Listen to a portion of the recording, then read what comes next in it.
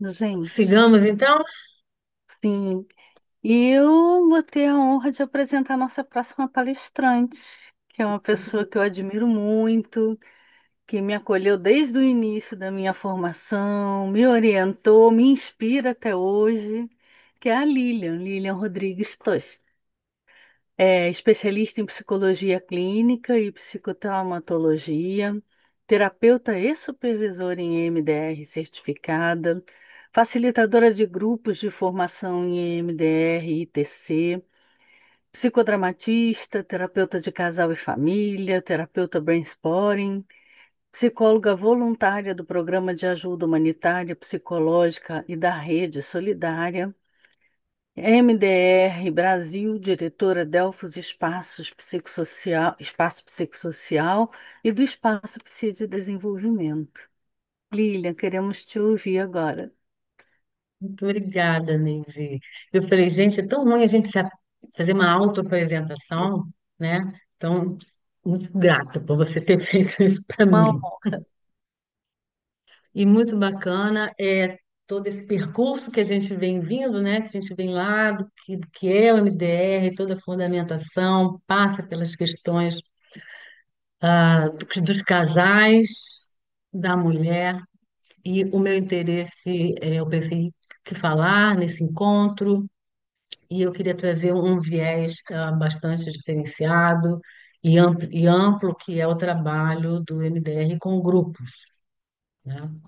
E então a gente já vê o impacto do social na fala da Débora, na fala da Dani, e sem dúvida alguma é inevitável a gente não olhar para o impacto do social no indivíduo, consequentemente, em alguns traumas, né?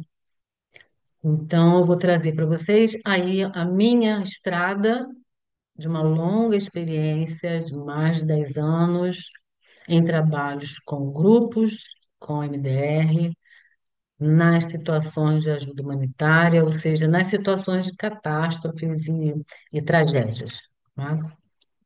É um trabalho, eu integro, como a Nise falou ali, o Programa de Ajuda Humanitária Psicológica desde 2008 e participo também, a nossa associação tem um trabalho humanitário que chama Rede Solidária e do qual também eu integro, porque eu gosto muito desse trabalho social, né?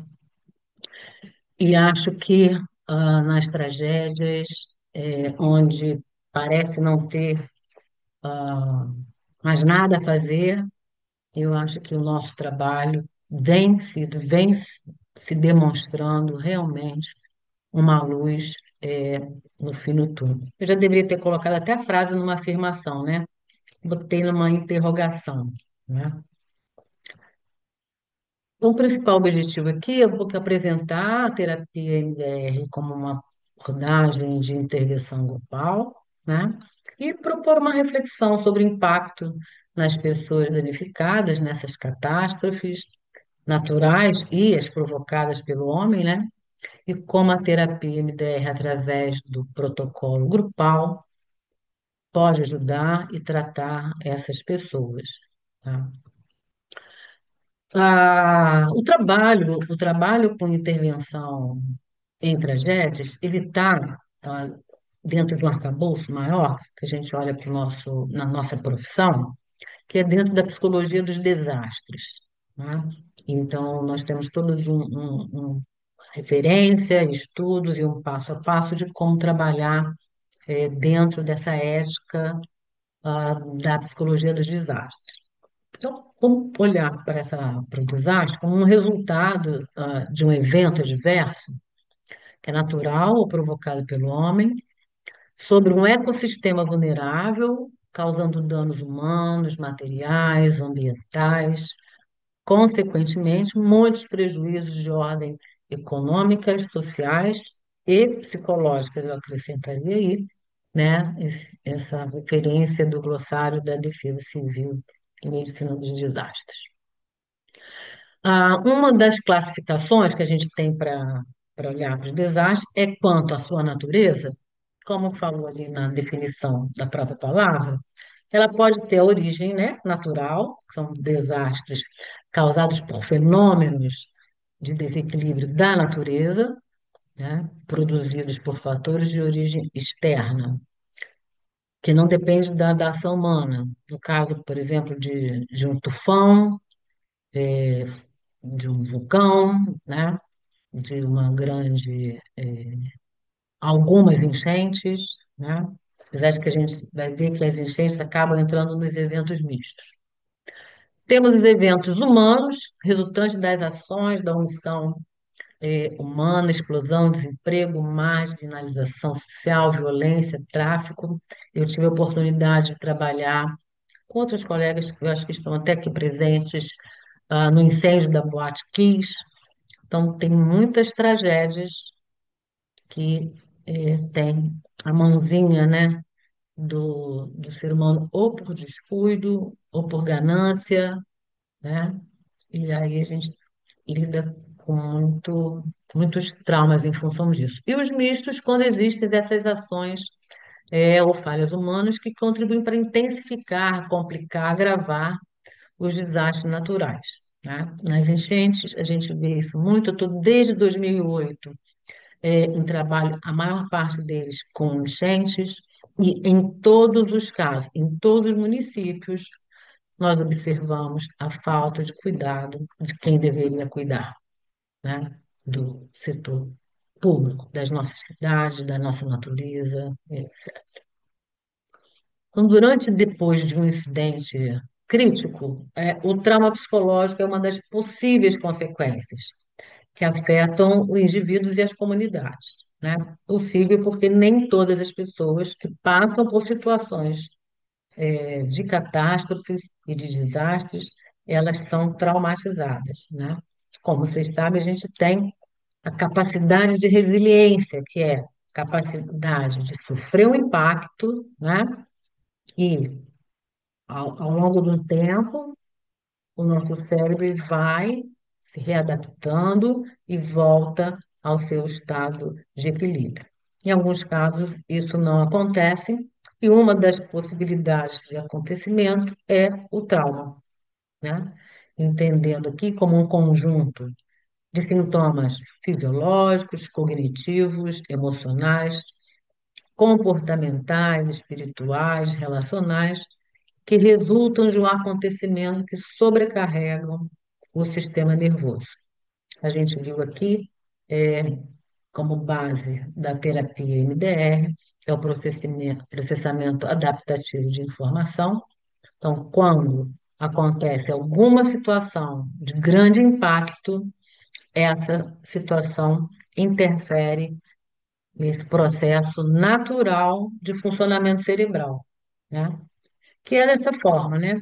Dentro de cada pessoa existe um sistema de processamento de informação. Ah, um exemplo simples, né? Se você vai num bom restaurante e aquela é uma experiência muito agradável, todas aquelas informações ficam registradas no teu cérebro. A gente sabe que tem as várias áreas, né? Então, o cheiro da comida, o paladar, o som daquele ambiente, a temperatura, né? A, a experiência relacional que você está tendo ali. Cada lugarzinho, cada experiência dessa fica armazenada num lugar. Você sai dali, encontrou uma amiga, e você fala assim: Nossa, ontem eu fui num restaurante bacana. Ou seja, todas aquelas informações arquivadas, né, vêm para você e você compartilha aquela experiência, né? Então, essa informação ela é armazenada de uma forma integrada nessas redes de memória, né? Então, a memória é composta de pensamentos, imagens, existem auditivos, olfativos, sensações corporais e também as nossas crenças, os nossos pensamentos. E fica ali disponível, né? Que é a nossa forma de aprendizagem. Quando alguém vive uma situação muito forte, né? Da qual a gente chama de trauma psicológico, parece haver um desequilíbrio nesse sistema, né? E aí o sistema que seria algo natural, de eu vou lá e busco uma informação e trago, ele torna-se incapaz de funcionar, né? Muitas vezes congela essa experiência E então, aquelas emoções e aquelas sensações vividas naquele momento, elas continuam perdurando, né? Ah, eu vou compartilhar com vocês, eu quero que a gente possa conversar também, caso alguém queira falar na hora, um pouco da minha história, da minha tragédia em todas essas situações, porque o tempo inteiro a gente vê como esses sinais do que a gente chama do trauma emocional, ele aparece o tempo inteiro nas situações de catástrofes, né? Nesse programa de ajuda humanitária, a primeira vez que eu tive esse contato com essa experiência foi em 2009. Eu tinha recém conhecido o MDR. Conheci o MDR em 2008 e em 2009 tivemos essa grande tragédia aqui no Brasil, porque até então a gente se orgulhava de dizer, olha, essas coisas não acontecem no Brasil, né? E lá fora já tínhamos muitas experiências. Quando então Blumenau, essas cidadezinhas do sul de Santa Catarina, são acometidas de uma grande tragédia, e na época um grupo de psicodramatistas se uniu, tá?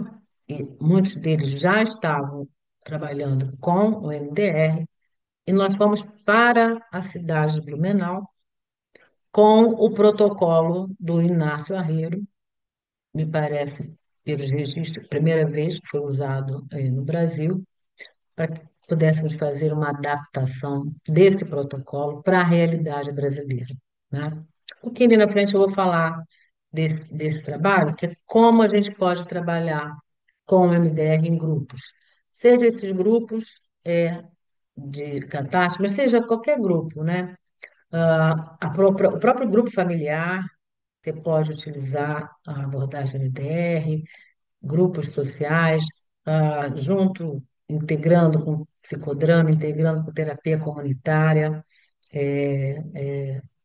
Também é um protocolo integrativo, como sempre definiu a Francine, né? Então, a gente teve em Blumenau, a gente teve aqui no Rio de Janeiro, Friburgo foi uma cidade extremamente atingida. Aqui em Niterói, eu sou de Niterói, tivemos uma inundação, um deslizamento que ficou conhecido no Brasil como Morro do Bumba, e a gente pôde fazer aqui 200 atendimentos com uma equipe profissional capacitada pelo programa, né? Essa foi uma experiência para mim muito inusitada, porque foi um tornado. E os relatos de como as crianças e as pessoas viveram isso é muito curioso, né? Porque é um vento e ele vai levando e as coisas vão voando, né? E é muito bacana poder trabalhar esses traumas, principalmente com as crianças, né?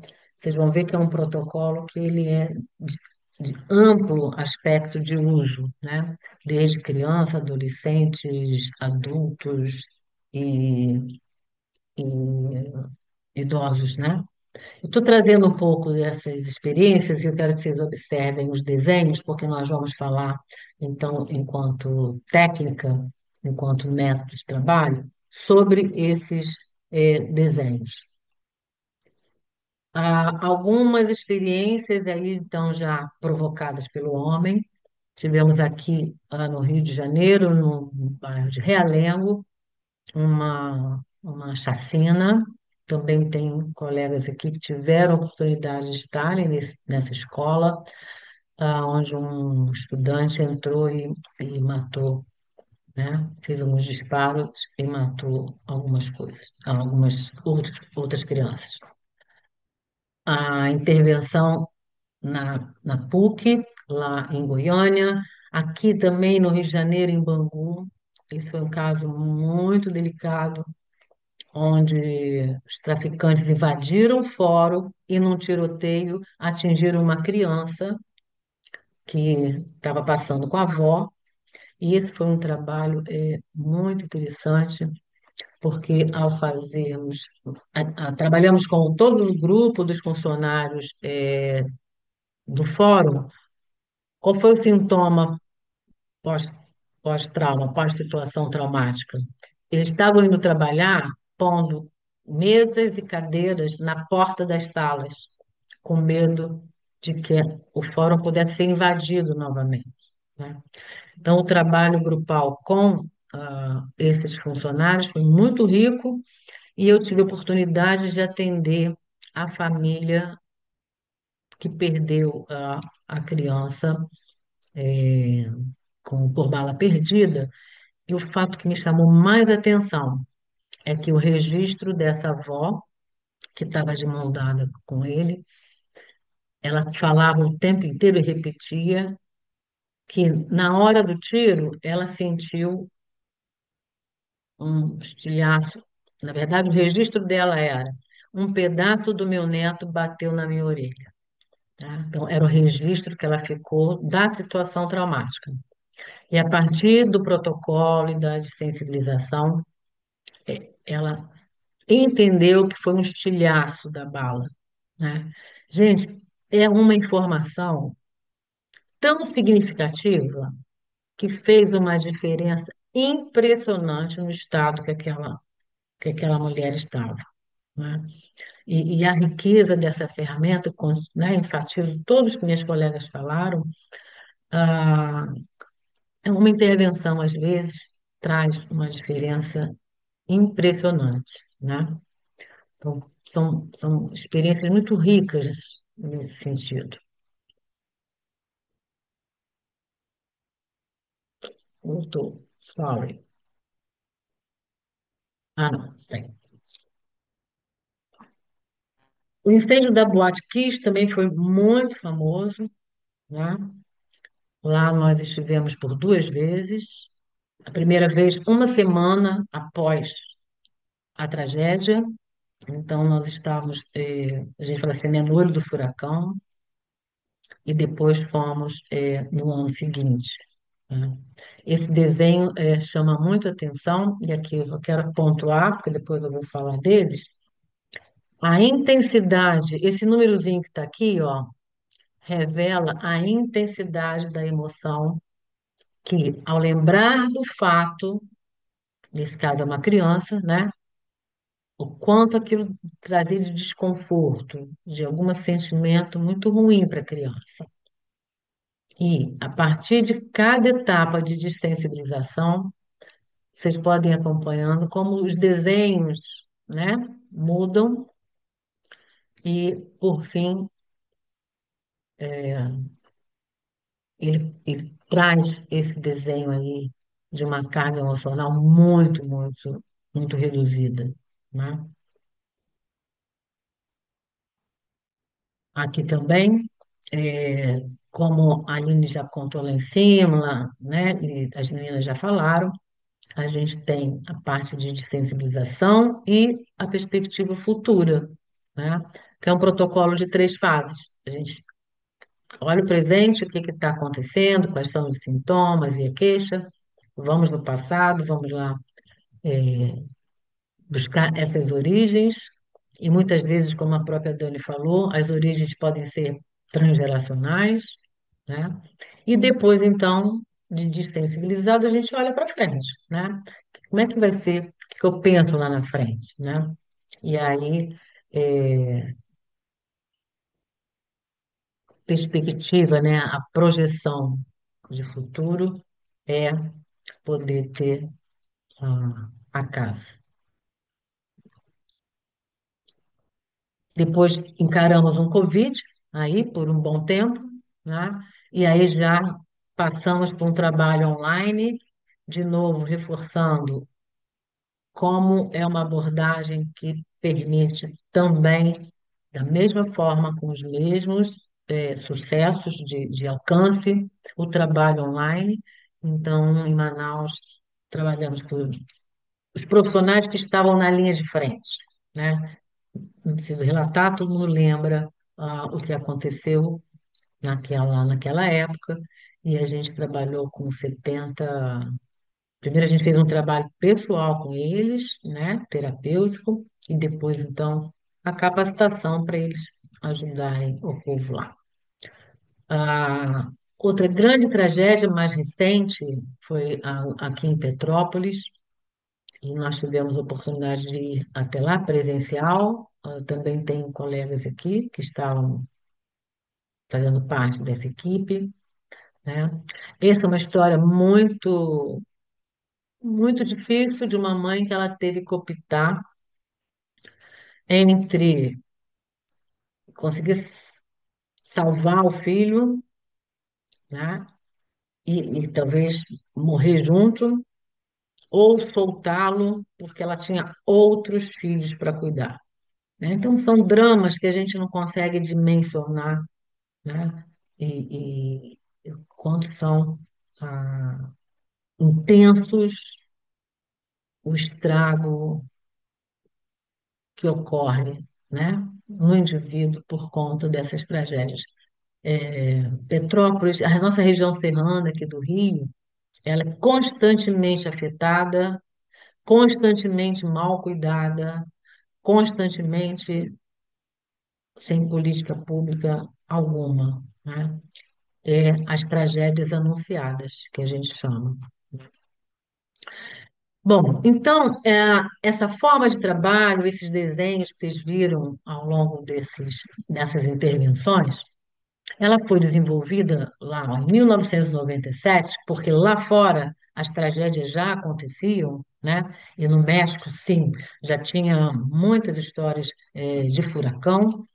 Então, quando a Lucina Artigas e o Inácio Arreiro desenvolvem, por uma preocupação em como ajudar crianças e adolescentes, desenvolvem um trabalho em que pudesse juntar terapias de grupo e o protocolo, né, desenvolvido pela Francine, protocolo de MDR.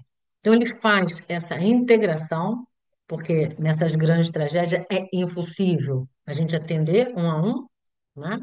Então, ele cria esse protocolo integrativo para responder a essas necessidades de atenção na saúde mental de crianças e adolescentes. Desde então, isso se expandiu para o mundo inteiro e é uma referência eh, de trabalho grupal, é o protocolo desenvolvido por eles dois.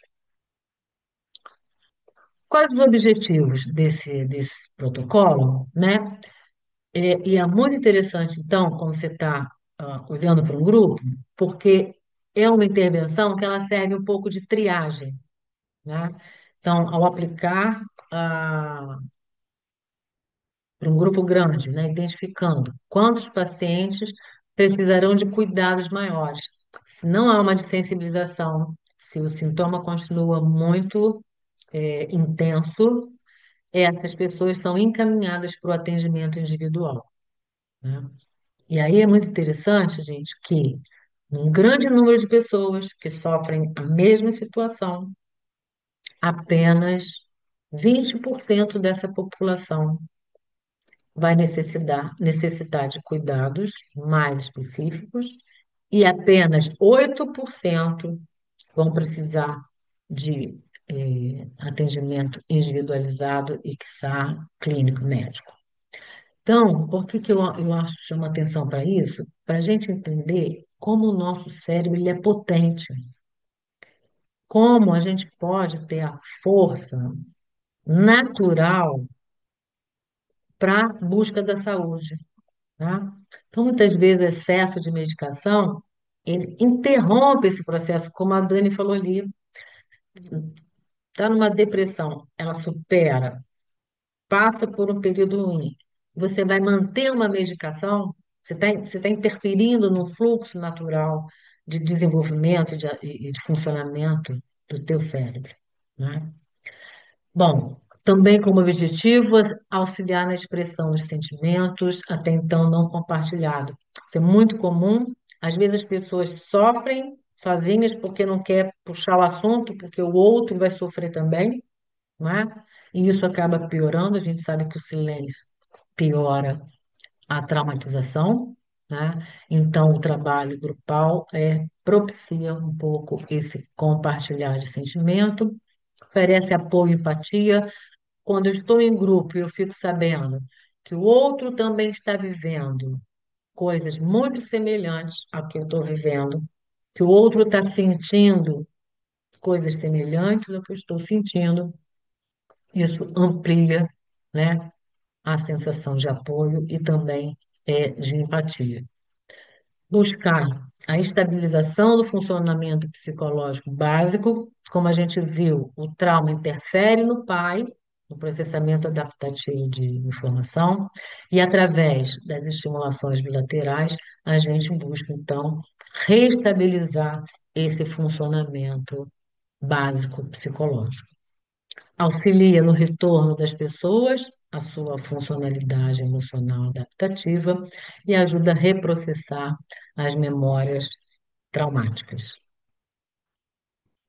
Esse eu acho incrível porque é uma ferramenta, é um instrumento tão impressionante no sentido da amplitude, na abrangência da utilização, né? Primeiro que traz a terapia MDR para o trabalho grupal, de qualquer tamanho, ok? Nós já tivemos oportunidades de atender, inclusive aqui em Niterói, os abrigados estavam no batalhão, do 12º Batalhão, tinha mais 60 pessoas lá, onde a gente, com uma equipe grande, tá?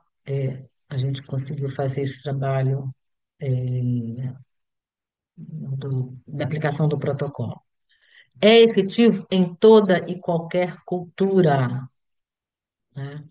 Então, o Inácio, ele já levou esse trabalho a muitos lugares, em qualquer classe social, né? É usado em qualquer lugar. Numa das imagens, não sei se vocês viram, ali era um corredor de uma escola, as crianças sentadas no chão, né? Porque a gente precisa só de um papel e, quiçá, lápis de cor, mas também, se não tiver, é um lápis ou uma caneta, né? A gente utiliza numa população que varia. Eu botei dos 7 aos 70, mas tivemos grupos já de pequenininhos, né? De 5 aninhos, nas enchentes, que ah, facilmente adequam e conseguem compreender e fazer esse protocolo é de fácil aplicação. E não há necessidade de verbalizar o ocorrido, né? Da mesma forma que no processo da terapia MDR, a gente faz o acesso à lembrança do que foi ruim, da pior parte do que foi ruim, e é através do desenho, né? Em vez de eu contar o que foi, a gente então utiliza o desenho para fazer esse trabalho, né? Aqui é uma adaptação, né, das fases do protocolo básico, tá? Ah, se faz, e aí não tem como fazer um trabalho grupal sem integrar com outras abordagens, né? Depois, então, na sequência, a gente vai ter uma mesa para poder falar das integrações do MDR com outras abordagens. Nesse caso, o meu trabalho é feito com o psicodrama. Então, você tem toda uma fase anterior de acolhimento, de apresentação de propostas, de apresentação daquele grupo, de reconhecer que sintomas está sendo mais ativado, foi mais ativados, identificando as sensações e as crenças das pessoas que compõem aquele grupo, numa preparação muito importante que eles saibam que os sintomas que eles estão vivendo são naturais para aquela situação anormal, tá?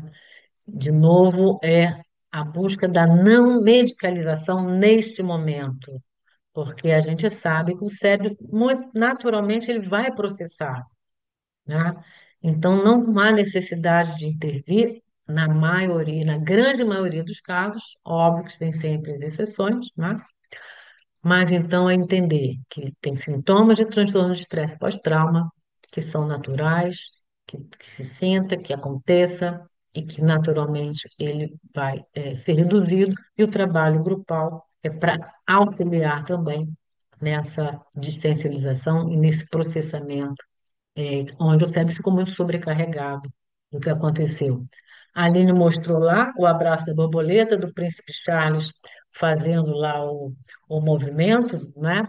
Então, é uma técnica criada, então, pelo Jarreiro, onde se faz uma autoaplicação dos estímulos bilaterais. Ah, a gente sabe que o cérebro não distingue, né, gente, o que a gente imagina do que está vivendo. Então, a criação desse estado calmo é muito interessante. Aliás, é um exercício para quem está aqui, está aí no YouTube, que não é ainda terapeuta MDR, está conhecendo agora, né? Imaginar um lugar muito bonito, um lugar seguro, né? Trazer a imaginação e os detalhes onde você possa estimular todos esses aspectos da memória, dos órgãos do sentido. Qual é o cheiro do lugar? Qual é, se tem algum barulhinho? Tem tá comendo alguma coisa? Tem gosto? E sensação térmica desse lugar, como é que é? Você vai explorando os órgãos do sentido com essa conexão, o cérebro vai acreditando que você está lá, né? E essa sensação de calma e de relaxamento você consegue adquirir. É ponto importantíssimo, não só para o trabalho grupal, mas também para o processo do MDR, essa criação, estabelecimento dos recursos de autocalma, né? De gerenciamento, de autorregulação. Tá? Depois tem o protocolo, né? E a gente trabalha com as crenças positivas, né? E o fortalecimento do grupo. Gente, a força de um grupo é uma coisa impressionante. Imagino que muitas de vocês trabalhem com grupos em vários contextos, né? E a gente sabe como é importante. Aqui são as fases do protocolo, adaptadas ao trabalho grupal, né? Então, na história do paciente, a gente vai buscar com o grupo e a gente usa técnicas, no caso de psicodrama, para trabalhar com grupo. Um grupo muito grande, não dá para cada um falar o que pensa, né, gente? Então, a gente coloca o grupo todo em pé e a gente fala assim, ó, quem está com muito medo, pro lado de cá. Quem está tendo insônia, pro lado de cá. Então, a gente vai mapeando os sintomas através de uma dinâmica, né? Ah, Depois, né, a gente pode dar voz a algumas pessoas. Nesse momento, a gente não está usando nenhum estímulo bilateral, é mais é, conhecer um pouco da história daquele grupo, conhecer a história do que aconteceu com o grupo, como que era antes, o que aconteceu depois, né? Na segunda fase, a gente faz esses exercícios aí que de autorregulação, ensina para eles, né? Nós tivemos uma experiência lá foi no primeiro grupo que a gente fez, em Blumenau, onde uma criança, um menino, ele estava encrencado com a história do fazer o abraço da borboleta, porque ele achava que aquilo era coisa de mulher, de menina, né?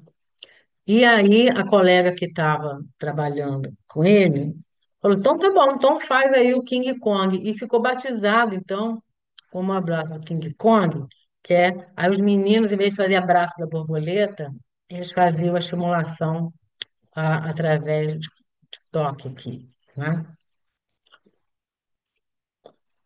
A fase da avaliação. Então, eu chamei a atenção para vocês observarem o. Deixa eu pegar uma folha aqui.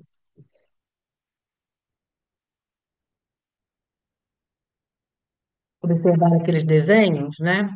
Da simplicidade que é a aplicação desse material. É quando você pega uma folha em branco, dobra em quatro, e quando você dobra ela em quatro, naturalmente o papel já faz uma linha uma linha divisória, né? E quando você dobra de novo, ela vai ter quatro quadradinhos, né? Então, é nesses quadradinhos que a gente vai solicitando que a pessoa pense na experiência ruim, no pior momento do que você viveu e faz um desenho representativo disso, né? E a gente segue os passos que né, observar o corpo, ver onde está no corpo, né? A, o MDR, gente, tem uma coisa fantástica, porque é padronizado, é um passo a passo, onde a gente consegue saber exatamente se o caminho está correto, se a gente precisa tomar outro caminho, né? Porque se eu estou pensando numa experiência ruim que aconteceu comigo, e eu sinto um aperto, eu sinto um desconforto de uma intensidade, e aí tem uma escala de subjetividade do desconforto, para que a gente possa medir isso, né? E eu falo assim para os meus pacientes: olha, se eu tivesse um aparelhinho aí que eu pudesse estar aí, medisse, com um termômetro aí, quanto você está sentindo isso aí? Onde zero é nada e 10 é muita coisa? Quanto é? Tá? Então, através dessa escala, ele vai me dizer 9, 10, 8, tá? E eu começo a fazer a desensibilização. Lá no final, de novo, eu volto a perguntar. Quando você pensa nessa experiência difícil, quanto está desconfortável agora? Tá? E o um, o dois, o zero, né? Essa desensibilização ela acontece. Se ela não acontece, o que que a gente faz? Engata a ré e vamos voltar a buscar aspectos dessa memória de novo, né? Então, assim, é muito interessante, né? Esse caminho que a Francine delineou através do protocolo das 8 fases e que o Jarreira adaptou para o trabalho de grupo, né? Peraí que vocês saíram aqui da minha tela. Já voltei.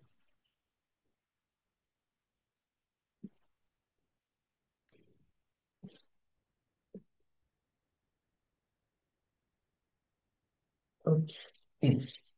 Então, a gente faz, né, o trabalho de identificar o desenho, faz a desensibilização, volta a reconectar, como que está agora, o que que vem na cabeça. A MDR trabalha com as associações que veio agora, ele vai desenhar e vai fazer isso nos quadrantes, e depois a gente vai fazer uma projeção do futuro, trazendo uma crença negativa. Desculpa, uma crença positiva, né, que possa ser como a Débora fez com os casais, com o casal, né, de reforçar aquela sensação, e aquele recurso positivo que o casal teve, também a gente faz aqui, né, de pensar para frente e tal. A grande importância dos trabalhos grupais, né, é a abrangência e essa possibilidade de tratarmos em grande escala, né? O trauma, ele se perpetua de uma geração a outra. Dani já falou disso, das questões transgeracionais, e curar crianças é poder romper essa transmissão intergeracional do trauma. E eu digo mais além, é poder romper os ciclos de violência, porque é muito importante pensar que a gente pode interferir para uma cultura da paz, né? O grande aprendizado que eu tenho e tive ao longo desse meu percurso de trabalhar com grupos em tragédias é acreditar que eu sou apenas uma formiguinha nesse processo, que eu sou apenas uma gota nesse oceano, mas a minha gota contagia mais 3, 4, 5 pessoas daquela rede, e a gente vai fazendo, então, essa corrente do bem, né? podendo contribuir com uma sociedade melhor. E eu acredito nisso. Obrigada. Ai, que lindo trabalho, Lilian. Então, aqui no nosso chat a gente teve algumas contribuições durante a sua fala, né? Tivemos a Cíntia, falando do trabalho realizado na Itália. Então, Sim, é, é, eu vou sugerir que a gente entre na nossa roda e a gente leve essas observações para serem discutidas na roda. O que que vocês acham? acho ótimo. Podemos? Então, eu vou chamar aqui a Aline de volta, Daniele, Débora e a Lília, que já está conosco, para a gente compor essa roda agora e aproveitar para falar um pouquinho mais do tema que cada uma abordou. Quem quiser trazer alguma experiência própria relativa aos temas que foram abordados, que queira compartilhar conosco, dúvidas, observações, serão muito bem-vindas. Podem colocar aqui no chat do Zoom ou lá no YouTube, e o Mauro aí vai nos ajudar transferindo para cá. Mas, como eu coloquei agora há pouco, a Cíntia traz essa experiência do trabalho com EMDR feito na Itália. Você quer falar um pouquinho sobre isso, Lilian, para gente? Você quer que eu fale? Eu fale ou a Lilian? Você Se pode você falar, porque quiser falar, Eu conheci a Havana através de você. perfeito. Então fala um pouquinho para gente, Cíntia.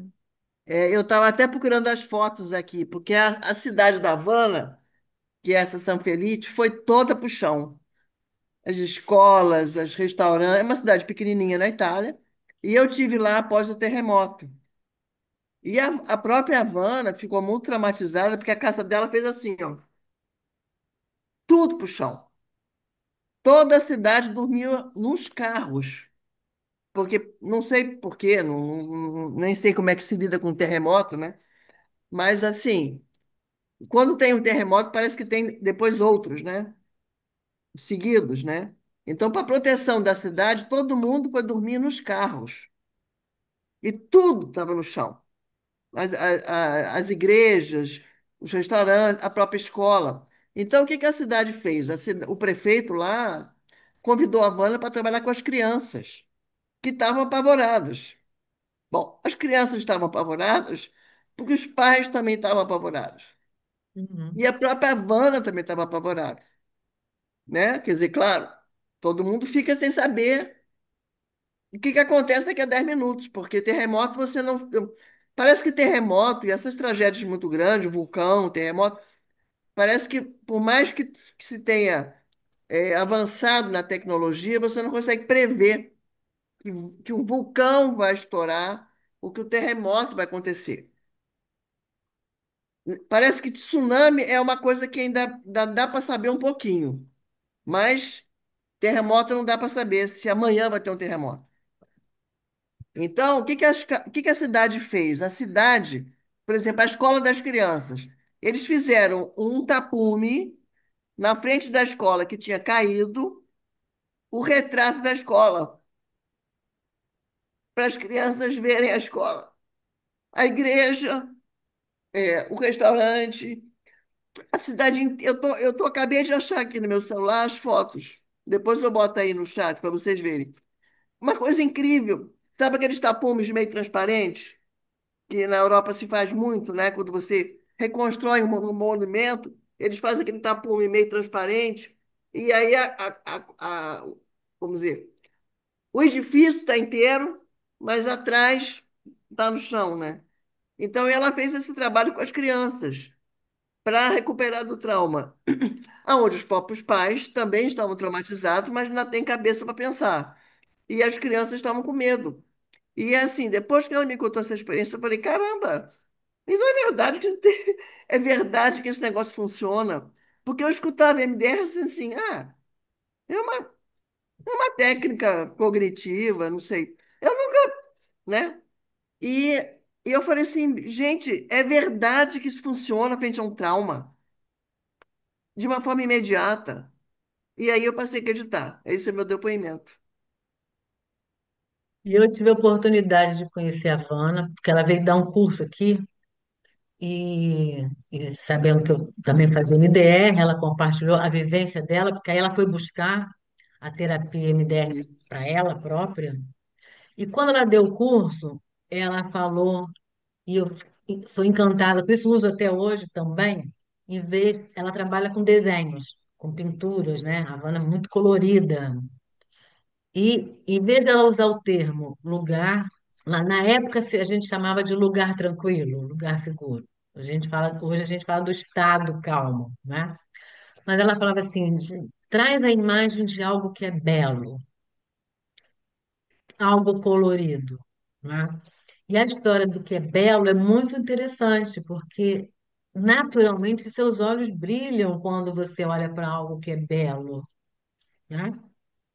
Então, tem esse registro do curso da Vana, dessa história que ela viveu lá, pessoal, e de como ela transformou isso e usa isso na prática dela. Muito bacana.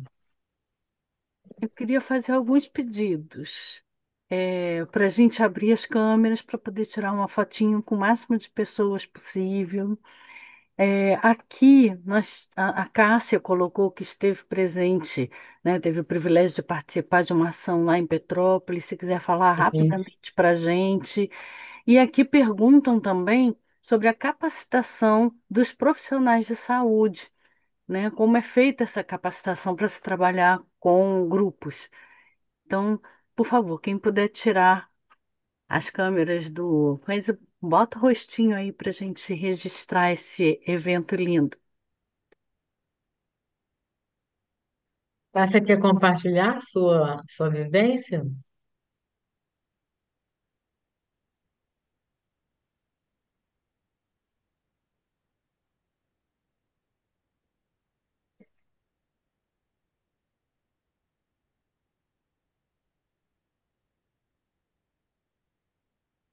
Milian, fala um pouquinho dessa formação para trabalhar nesses momentos mais críticos com o grupo.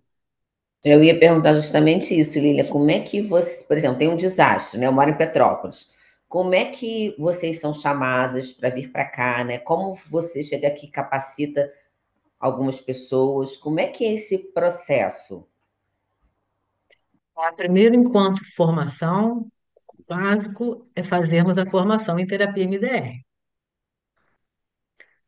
E depois, então, a gente tem o curso de educação continuada com os protocolos de trabalho de atendimento grupal. Essa é uma ferramenta do MDR e a gente agrega e integra o psicodrama, tá? Então, o que a gente foi aprendendo ao longo da experiência, e todos nós hoje sabemos, que era muito comum o psicólogo na psicologia do desastre. E nós, brasileiros, temos o espírito de solidariedade muito grande, de empatia enorme, não é? Então, de irmos ao lugar, fazer alguma coisa, mexer em alguns conteúdos e vir embora. Isso era uma crítica muito, muito feita ah, ao trabalho das emergências, dos desastres. Então, o programa de ajuda humanitária psicológica é coordenado pela doutora Ana Maria Zampieri, que é uma psicóloga, psicodramatista, terapeuta do MDR, doutora lá em São Paulo. Ela ampliou, então, toda a cidade, ela fazia contato. Bom, quem ampara esse projeto é o Rotary Club, né? Então, ela fazia contato com alguma universidade, alguma escola local, né? Então, era dado uma capacitação nas abordagens do sociodrama, o trabalho de grupo, né? E para os recursos de autorregulação. Toda essa parte de meditação, respiração, ah, é dado nessa capacitação. E compete aos terapeutas de MDR, então, trabalharem com a intervenção das pessoas, né? Então, quando a gente sai, tem pessoas já lá preparadas para darem suporte emocional para as pessoas de lá, né?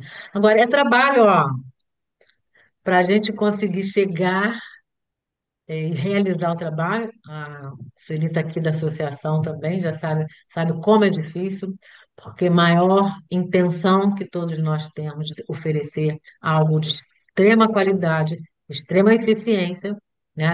Existem questões políticas, governamentais, e que sempre a gente esbarra em alguma coisa assim, né? Então, esse em Petrópolis que a Cássia foi, a gente fez uma parceria com a Casa da Cidadania, que era uma ONG local e que fazia acolhimento das mulheres. Então, nós fomos para lá e atendemos 42 mulheres na tragédia de Petrópolis, né? Mas é trabalho assim de formiguinha mesmo, de bater na porta, né? Lília, eu acredito que essa sua fala acabou também respondendo a uma outra demanda que o Mauro colocou aqui, que era de falar sobre a capacitação dos profissionais de saúde de Manaus durante a pandemia, se eles foram capacitados em EMDR. Então, eu acredito que a sua resposta tenha também sido satisfatória para essa demanda. Deixa eu frisar bem, tá? Não foram capacitados em MDR. Para Uhum. ter a formação de MDR, é necessário que se faça o curso Uhum. dentro do rigor e das regras, como a Tina falou, né? E todos vocês podem encontrar no site da associação as empresas que fornecem a formação, né? E o que a gente fez em Manaus, a gente chama de assistência psicológica integrativa, que é desenvolver os recursos de autorregulação, né? Então, a gente trabalhou com eles, nós, terapeutas de MDR, atendemos esse pessoal para desensibilizar e trabalhar os traumas desse grupo que estava na frente, né? E a capacitação foi em recursos sociodramáticos e de autorregulação. Obrigada, essa pergunta foi Sim, muito boa, Lilia, viu, Inês, para ajudar a é, esclarecer isso. nós fizemos na associação, fizemos uma capacitação com profissionais do MDR, capacitando pela Rede Solidária e atendemos no Covid, o SOS Rede Solidária, aos profissionais da linha de frente do Covid. Capacitamos profissionais e fizemos atendimentos também online para esses profissionais da linha de frente do Covid. Isso foi feito. Além Isso, desse trabalho que você está falando de Manaus, a associação fez isso. através da Rede Solidária com todos os profissionais de saúde. Então, para os terapeutas de MDR, a associação capacitou com esse protocolo, com os protocolos, não só esse que eu apresentei, mas temos outros, né, com os protocolos de intervenção grupal. E Então, terapia individual também. Fizemos terapias individuais também. Eu estou mais, puxando o saco com o trabalho de grupo. mais alguém gostaria de compartilhar experiências? Uns dos temas que foram abordados aqui, tivemos uma manhã tão rica, né, gente? Um privilégio estarmos aqui juntas, aprendendo, trocando, conhecendo, para dar aquele gostinho, né, de quero mais, para ir lá para o nosso encontro do final de ano. Tem Ô, alguém ô, com deixa eu dúvida? só fazer uma pergunta para a Lília Neise, até porque a Vera está perguntando aqui. Hum. Quando tem um acidente, Lília, logo após o acidente, vocês entram com o trabalho em grupo ou se espera, porque você falou que às vezes tem que ir de porta em porta, né? Então, isso é assim, logo após o acidente ou tem um tempo depois? Como é que é isso? Olha, logo após o acidente, a cidade, a localidade, ela está necessitando das questões básicas, de água, de alimentação, de atendimento de primeiros socorros, né? Então, não é muito eficiente, nem é desejável a ida de pessoas de fora para a localidade, né? A gente costuma ir no primeiro mês, até o primeiro mês e tal. Excepcionalmente, na época da Boate Kiss, que foi um incêndio, nós tivemos lá uma semana após, né? O que ajudou bastante, porque você ajuda, né? Você está ali no. Ainda o cérebro de todo mundo muito impactado, né? Mas no caso das tragédias naturais, às vezes não tem nem como, nem acesso, né? A gente não tem nem como chegar ao lugar. Então não dá para ir logo de imediato. Cris,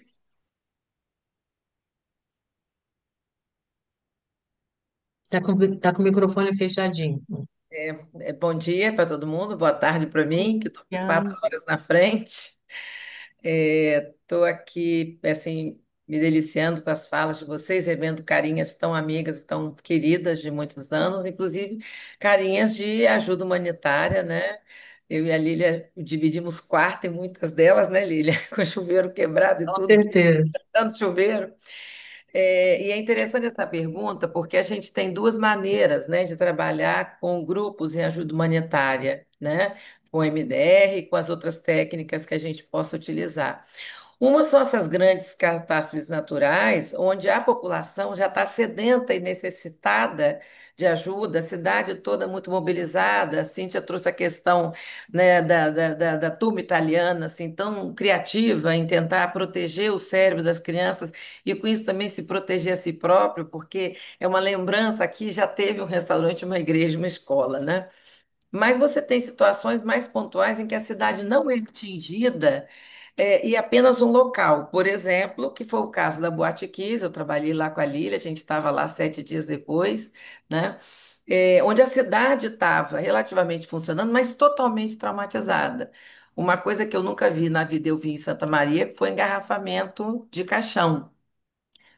Os cortejos fúnebres, porque foram 270 pessoas que morreram, foi muita gente. Então, foi uma coisa muito grande. Agora, a Lília citou, por exemplo, o trabalho feito na escola Tasso da Silveira, né? Como é que eu que organizei esse atendimento junto com todos os ensinamentos que eu tinha tido do PAP na Igreja Metodista da Barra da Tijuca. E como é que foi isso? A gente não foi de porta em porta. Eu estava, por exemplo, na Rádio Globo, eu tinha uma coluna de sexualidade lá, ao vivo, vendo a CBN, passando notícias, e apareceu o tiroteio. E na mesma hora eu falei, olha, gente, quem está ouvindo a Rádio Globo nesse momento, eu pertenço a um grupo de psicólogos que faz ajuda humanitária. Se alguém quiser, nós podemos ir a campo. E assim que terminou o programa de rádio, uma professora me ligou e ela arregimentou quase toda a comunidade da escola, veio merendeira, veio secretária, veio diretora. E nós somos 8 pessoas na Igreja Metodista da Barra, na qual estava a do Carmo também, não é? Participando, a Cecília também estava. A Lília, não sei, acho que foi também, Lília, na igreja ou não? Foi também, né? Nós não éramos um grupo grande, mas contamos com a ajuda do pastor na época, que ofereceu almoço na igreja. Então, assim, nós não batemos de porta em porta e nem a cidade estava toda. Quer dizer, o que eu quero dizer para vocês é o seguinte: eu entendo uma tragédia. Procurem ter um canal de divulgação, assim, tem um grupo de pessoas que faz esse trabalho voluntário e pode ir. Por exemplo, aqui em Portugal, onde eu estou morando, aqui em Lisboa, nós estamos tendo todos os dias muitos incêndios. A grande maioria dos incêndios que acontece de forma natural, porque aqui está muito calor, vocês podem ver como é que eu estou com as bochechas quentes aqui, muito quente. Então o vento sopra, as aldeias ficam todas isoladas. E a gente teve, inclusive, uma situação muito traumática em 2018, uma das aldeias que as pessoas tentaram fugir e elas foram mortas na estrada, porque o fogo tomou conta de um lado e do outro da estrada e fez um canal de fogo. E as pessoas não morreram no incêndio nas casas, mas na fuga, né? Então o país todo ficou muito traumatizado e hoje, quando se fala, ontem mesmo eu estava com um casal de amigos e uma das amigas ligou apavorada, que estava com o marido e uma mãe idosa numa aldeia que estava toda rodeada de fogo. Então, veja a importância do MDR e do trabalho da ajuda humanitária com MDR ou com outra técnica, enfim, auxiliar. A gente tem que estar preparado para o nosso setting terapêutico, onde a gente senta, tem ar-condicionado e recebe por isso, mas também um chamado voluntário e gratuito, que é a nossa parte mais bonita do nosso trabalho, para ir ao encontro da população quando precisa. Então, a associação faz essa capacitação, eu fiz com a Ana Castelo, lá no SESC da Barra da Tijuca, protocolos de Shapiro, novos protocolos que apareceram, né? E a gente tem que estar sempre se reinventando. E eu queria também deixar aqui o registro da Lucinda Artigas, que foi que fez junto com o Jarreiro, na época era marido dela, o protocolo, e a Lucinda deu uma contribuição muito importante. A gente fala muito do nome dele, esquece às vezes de falar do nome dela. Foi ela que trouxe o abalo de borboleta, criado por ela, pela Lucinda, que subiu, inclusive, numa cadeira, tinha muitas crianças no terremoto, ela não tinha como atender todo mundo, e ela era muito baixinha, ela teve essa ideia, né? Então, como é importante a gente resgatar também mulheres valorosas, a Francine é a nossa grande referência, mas a Lucinda também é, né, nesse trabalho grande do MDR, né? Como tantas mulheres na associação, inclusive a Sueli, que foi presidente da associação, está aqui também, né? Eu acho que é importante a gente mencionar. E lamento que num dia como esse eu só estou vendo o nome do Mauro aqui. Como quem foi que falou, a Daniele falou, né, como nós crescemos na caixinha do cuidar, do feminino do cuidar, como nós ainda continuamos nisso. É uma lástima que num dia de hoje a gente tem aqui uma média de 20 a 25 mulheres e apenas um homem, se é que tinha mais um aqui, como a gente precisa aprender a criar meninos e meninas de formas menos traumáticas e trazendo que o cuidar não é do masculino ou do feminino, o cuidar é do humano.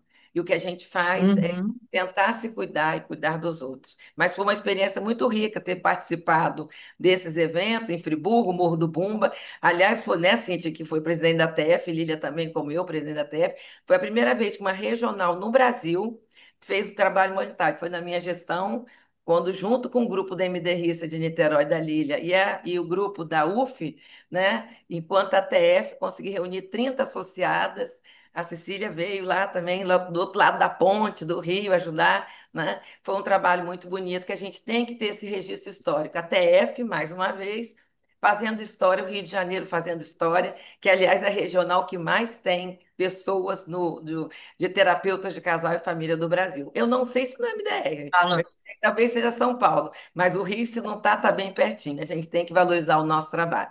Mulheres cariocas ou não cariocas, mas as nossas regionais sempre muito atuantes. Obrigada do evento, pude rever vocês, morrendo de saudade de todas. Falando em registros, eu vou sortear no final, junto lá com a Sueli que vai sortear. Esse é um livro que chama Coragem, Resiliência e Esperança, de produto do todo o trabalho da ajuda humanitária. Então, são vários artigos e tem uma pesquisa feita sobre toda essa história, né, de quantos atendimentos foram feitos, dos resultados. Bem interessante. Eu vou sortear um volume aí para quem vai para o Congresso, né, Sueli? Lília, mostra o livro novamente aí para a gente tirar uma fotinha. Dá para ver. Dá, tirei. Foi. A organizadora é a Ana, né? E eu tenho um artigo aqui, tem outras colegas também. Ai, que peninha, né? Acabou. Mas acabou não. Tá para dar gostinho para a gente ir lá para o nosso congresso. Então, se vocês quiserem, meninas, fazerem os sorteios agora. Acho que a gente ainda tem mais perguntas, não, porque a gente ainda tem tempinho aí, né? Não é justo fazer só para quem vai no congresso, não, hein? É, quem está prestigiando aqui, né? Eu pensei, planejei ir, mas eu achei muita dificuldade, assim, para achar local lá e tudo, aí acabei desistindo. Estou meio que Mas desistindo, não. ele vai Ainda ser um tenho congresso vontade de ir. híbrido. Pode Ai, fazer ele vai. online também. Pode É, fazer a é isso. inscrição e Mas eu assistir vou online mesmo era todas as estar lá, palestras. hein? Ah, sem dúvida que Com sim. todas as Olha, meninas. eu voto para que esse sorteio seja para quem está aqui, está honrando o evento até meio-dia Eu aí. também. Independente se vai ou não no Congresso. Você Então, pode De resolver ir no repente, Congresso de repente, amanhã. de Cris, você repente vai eu ter que já me compro pegar uma aqui, que eu não vou passagem. mandar para ir, não. Não seja por isso, eu te espero aqui, pegar o pastel Eu daquele levo álbum, para ela. botar aqui. Daqui a pouquinho eu tô em Lyon com a Cristina, eu levo para Pronto, ela. nós vamos encontrar na França. Ah, tá certo. Manda pela Cíntia se eu ganhar.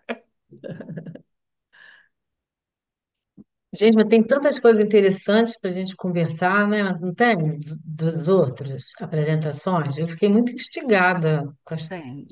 Só teve coisa com os boa. impactos, Você nem viu o com tempo os passar. impactos sociais na nossa vida, né? Uhum. Essas expectativas, né, que a Dani fala em relação à mulher, né? Ou espera de um casal. Essa coisa de terapia, a gente só olha para o negativo, né? E poder trabalhar o recurso para os casais, achei um viés interessante. Eu assisti uma vez o Gabor Maté, em relação às expectativas, eu achei muito interessante ele trazendo o quanto a expectativa é patológica e muitas delas base da depressão. Vocês já ouviram falar nisso? Achei Interessantíssimo. muito curioso e muito interessante, né? É o ciclo da expectativa, frustração, tristeza, né? Eu gostaria de linkar um pouco do que eu falei ao que a Dani falou, né? Porque no atendimento a casal é muito comum ver o quanto o papel da mulher, né? Se ele não for feito por ela, o quanto ela é desvalorizada pelo marido e o quanto isso também faz chegar até o divórcio, né? Eu lembro de um casal que eu atendi que ele achava que a mulher tinha que cumprir o papel que a mãe dele tinha, né, na vida dele, né? Tinha que cuidar, embora trabalhasse, embora contribuísse com a renda em casa, ela tinha que cumprir aquele papel. E por ela vir, né, se questionando sobre esse papel que ela estava ocupando, o sofrimento que esse papel estava trazendo para a vida dela, né, aquilo levou ao fim do casamento, né? E o quanto é necessário a gente, enquanto psicoterapeuta, ampliar o nosso olhar, né, social, da transgeracionalidade sobre cada mulher, não só sobre cada casal, né, mas sobre cada mulher que chega ao nosso consultório vindo pedir ajuda, né? Porque muitas vezes o relacionamento é fonte de sofrimento, está traumatizando também aquela mulher, né?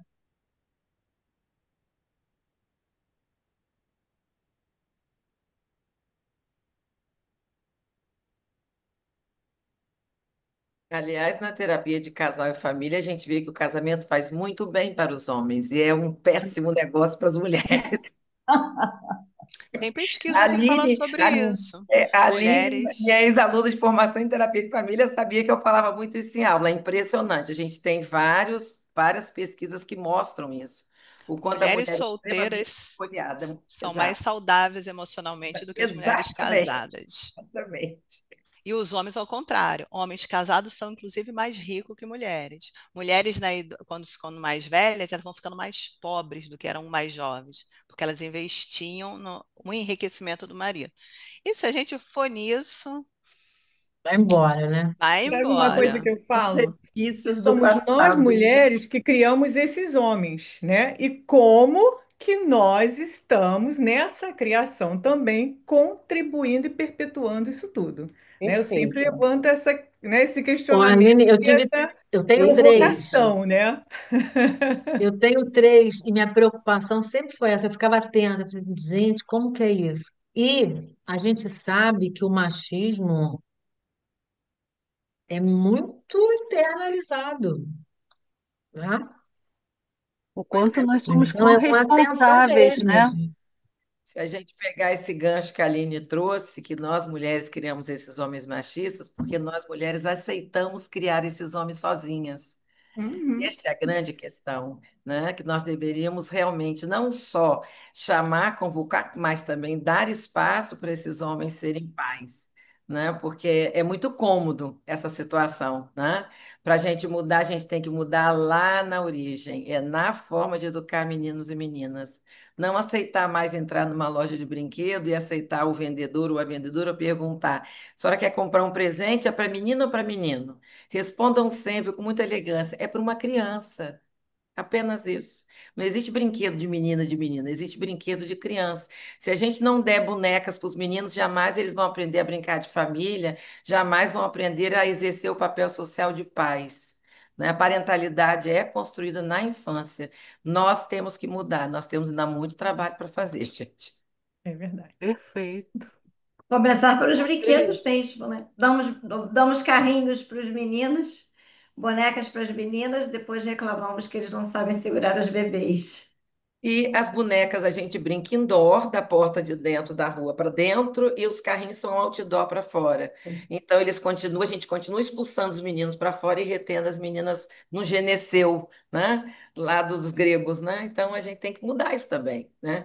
Eu eu gosto da. estou acreditando que está mudando alguma coisa, porque eu estou com dois sobrinhos netos.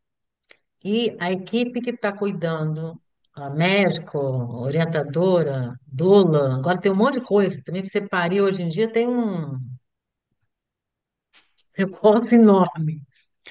Tem chamado muita atenção da importância do papel do homem na parceria, não como pai, mas para dar suporte à mulher, para que ela possa, nesse puerpério, fazer essa amamentação. É curioso e é interessante acreditar que daí possa mudar alguma coisa. E a Isso é muito necessidade de começar bacana. na gestação, né? A Cristina falava isso direto na formação, né? Não é a mulher que está grávida, né? O casal está grávido, a família está grávida, né? Então já começa Olha, ali, né? Essa visão já começar a ser transformada, porque é a olha mulher só, que está gente. grávida, só que não, né?